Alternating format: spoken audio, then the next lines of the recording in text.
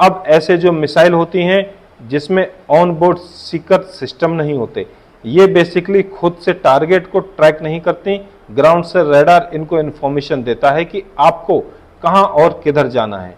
और इस चीज का इस मिसाइल को फायदा भी मिलता है, यदि कोई जैमर सिस्टम लगा हुआ है तो इसके सिग्नल को ब्लॉक भी नहीं कर पाएगा। इसके बाद में सिक्योरिटी की नेक्स्ट लेयर जिसमें medium range surface air missile system भी इंडिया के पास से अवेलेबल है, जो फास्ट मूविंग ड्रोन के हिसाब से ऑप्टिमाइज है और 70 से 100 किलोमीटर के एरिया में अच्छे से काम करता है। इसके अलावा हमारे पास में डिफेंस की एक और लेयर है जो मुझे काफी पसंद है, इंटीग्रेटेड काउंटेड यूएस ग्रिड।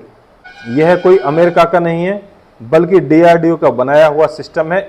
इसमें बहुत सारे सेंसर लगे होते हैं, जिसमें कैमरा भी होता है जो ऑब्जेक्ट की इमेज दिखाता है और इंफ्रारेड सेंसर ऑब्जेक्ट की थर्मल इमेज जनरेट करता है। इसके बाद में इलेक्ट्रॉनिक वॉरफेयर यूनिट जिसमें रेडियो फ्रीक्वेंसी सेंसर इसके कम्युनिकेशन सिग्नल को कंट्रोल करता है। और यह सेंसर जो होता है यह इस तरीके से काम करता है, यदि कोई रडार किसी ऑब्जेक्ट या ड्रोन को देख भी नहीं पाया तो भी इसके कम्युनिकेशन सिग्नल को 5 से 10 किलोमीटर की रेंज में कंट्रोल करने में लग जाएगा और यह अवेलेबल रेडियो फ्रीक्वेंसी जैमर इसके सिग्नल को ही ब्लॉक कर देगा। तो या तो ड्रोन कहीं पर लॉस्ट हो जाएगा या कहीं पर जाकर गिर जाएगा।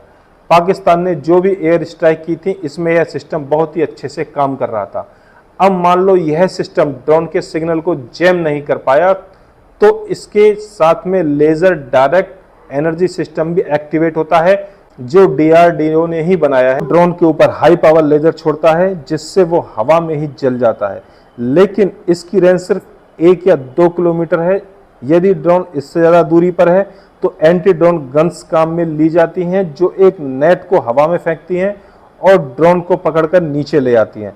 यदि टारगेट इस सिस्टम की रेंज से भी बाहर है तो इसके पास अपने शॉर्ट रेंज मिसाइल भी होते हैं। अब यह सिस्टम को भी कंट्रोल करने के लिए कमांड एंड कमांड यूनिट होती है, जो बेसिकली डिसाइड करता है कौन से सिस्टम को ऑपरेट करवाना है।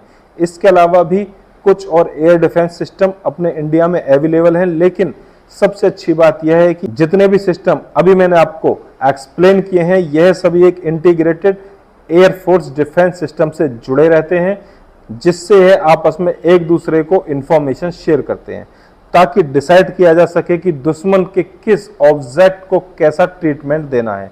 आई होप दैट कि आपको यह सब कुछ क्लियर हो गया होगा और ऐसी इंफॉर्मेशन के लिए हमारे चैनल के साथ जुड़े रहिए। चैनल को सब्सक्राइब करना